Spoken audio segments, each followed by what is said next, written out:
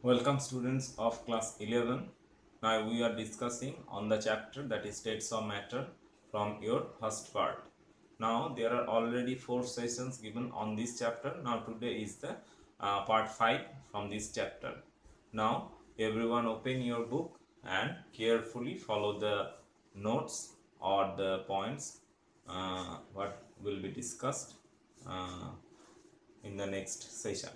Now in the previous classes we have discussed on the that is different gas laws, and that is van der Waal equation, and also the critical the van der Waal equation, that is the van der Waal constant AB, its units, and the reason for the arrival of van der Waal equation. Now also we have done the Amaga plot, that is PVP plot. Now in the next session there is from the continuation of the compressibility factor, that is Z. Z is the compressibility factor is equal to PV by nRT. We have discussed earlier, and with the value of Z, Z has a value greater than 1, Z less than 1, Z near about 1. When Z is equal to 1, it is about the ideal gas equation. And when there is a deviation in the value of Z, then there is the deviation from ideality arises. When Z greater than 1, it is less compressible, and when Z less than 1, it is more compressible. Now there is a term that is boil point. It is the new concept, boil point.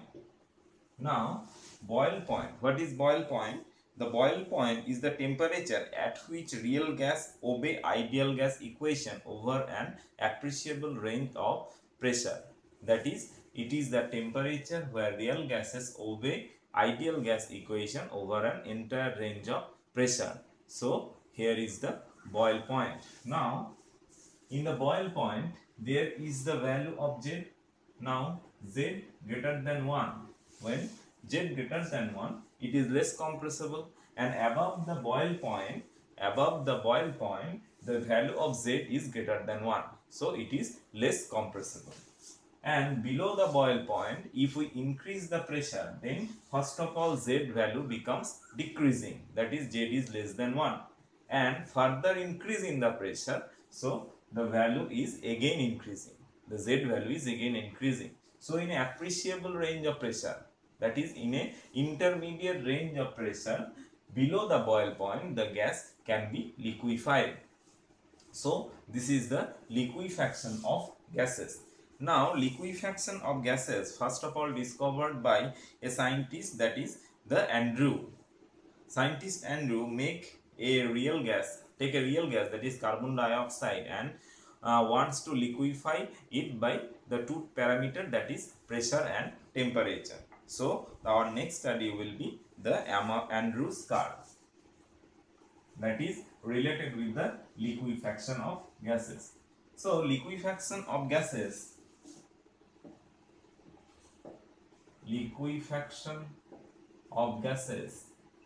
is done by altering two parameters, that is pressure and temperature. These are the two parameters which can be altered to make a gas liquefy. Now we know compressibility factor, boil point, etc.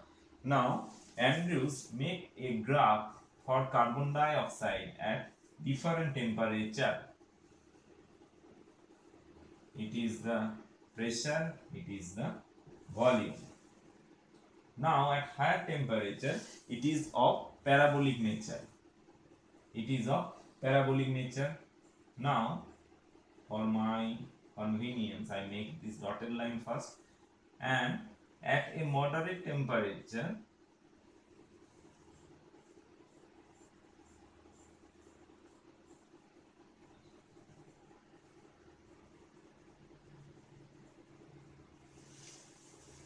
so this is the Andrews curve.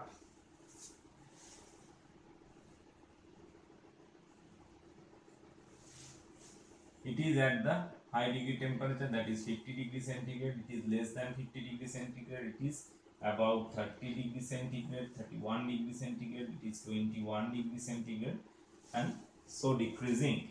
So it is the PV isotherm given by Andrews. and this is for carbon dioxide, that is a real gas.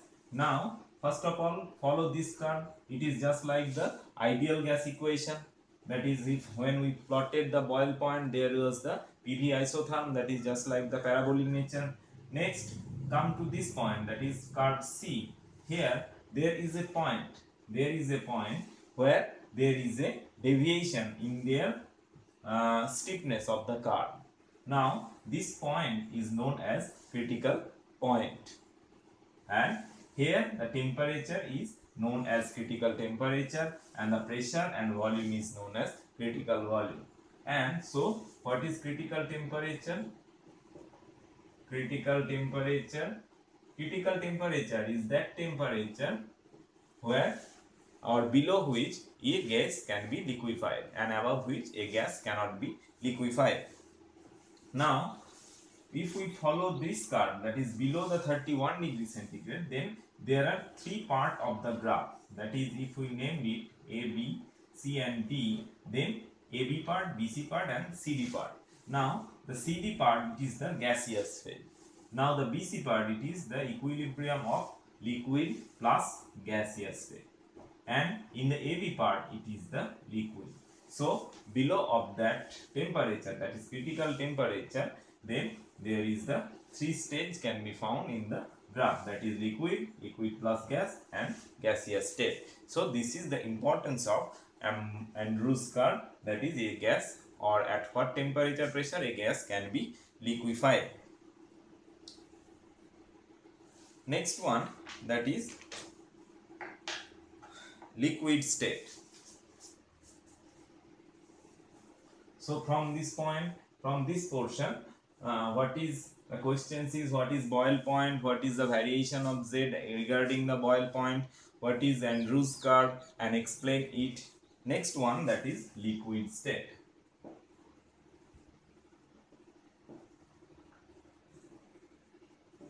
From the states of matter, we know that it is a states of matter, that is liquid. Now in liquid, the intermolecular space in the liquid, the intermolecular space is less than that of the gas, and for this reason it is less compressible than gas. So as the intermolecular force is less in liquid, so it is less compressible than gas. So there is a less variation in the volume when pressure or temperature is alters. So liquid state, here we know that the forces acting on is the van der Waals force, hydrogen bonding. These are the forces acting on the liquid state. Now the property we have to study here is the vapor pressure, surface tension and viscosity. Now what is vapor pressure? So vapor that is coming out from the liquid when it is heated, it is the vapor. Now vapor pressure. So what is vapor pressure? So when we heated a liquid in a evacuated space or a closed vessel, then there is a equilibrium of gas, that is in the form of water vapor or in maybe in the liquid vapor and the liquid. So the gas exert a pressure on the liquid. The gas exert a pressure or the vapor exert a pressure on the liquid. This is known as vapor pressure. So vapor pressure, that is the liquid, vapor, and the vapor give a pressure on the liquid is known as vapor pressure. Next point, that is surface tension. What is surface tension? So before going the surface tension, first of all we have to make a concept on the molecules in the bulk of a container and at the surface of the container. So first of all make this concept that first of all follow the picture. It is a bulk of liquid. Now these are the molecules stretching all around. There are also molecules in the surface. Now the inward molecule have a equal attraction throughout its periphery, but the molecules at the surface have a less force or more intermolecular force towards the bulk of the liquid, because there is no net force through in the outward of the molecule, and for this reason there is the inward pull felt by the layered molecule, and the property of the liquid is to decrease this force. The property of the liquid is to decrease this force, and for this reason liquid comes or stretches in the surface. So when there is a frictionless surface is there, then the liquid drops just like make a sphere. So it is the due to the surface tension. The real example of surface tension is the dancing of camphor and the floating of metal needle. These are the example of surface tension. So the definition of surface tension is the force acting per unit length. The force acting per unit length perpendicular to the line drawn on the surface of the liquid is known as surface tension. So surface tension is the force acting on the liquid, or force acting on the liquid perpendicular to the line drawn to the surface is known as the surface tension, and the unit is Newton meter inverse. So the unit is Newton meter inverse of surface tension. With increase in temperature, the surface tension decreases because the intermolecular attraction force is decreases due to the increase in the increase in the kinetic energy. The intermolecular force is decreases due to the increase in the kinetic energy, and as a result the surface tension is decreases. Second one is the viscosity. We know that there is the high viscous liquid, low viscous liquid, and viscosity is also a result of this intermolecular force, that is hydrogen bonding and viscosity. It is also due to the intermolecular force, that is hydrogen bonding and also van der Waals force. Here also same trend is observed, just like the surface tension, that is with increase in temperature the viscosity also decreases. Now what is the viscosity? First of all, it is the resistance to flow. In the single statement, the viscosity is termed as it is the resistance to flow. It is a property of the liquid. Now what is resistance to flow? So when a liquid flows, we may assume it as a layer. We may assume it as a layer. It is the central layer, and it is the just delta D1, delta D2, D3 apart from the central line, and there is a area of contact in between these two layers, and there is a gradient, that is the velocity gradient, and with this velocity gradient and also due to the contact area there is a force generated. This force is symbolized as F, and F is equal to eta A du dz. It equal to F equal to eta A du dz. Now when A is unity, that is unit surface area, and velocity gradient also unity, then F is equal to the eta, that is eta is the viscosity coefficient, and when a area, unit area and unit velocity gradient is assumed, then it becomes to the F, that is the force acting per unit area and per unit velocity gradient is known as viscosity. And the laminar flow, what is laminar flow? The flow of a layer on another layer, that the streamline flow of a layer on another layer is known as laminar flow. Now what is the unit of that? That is unit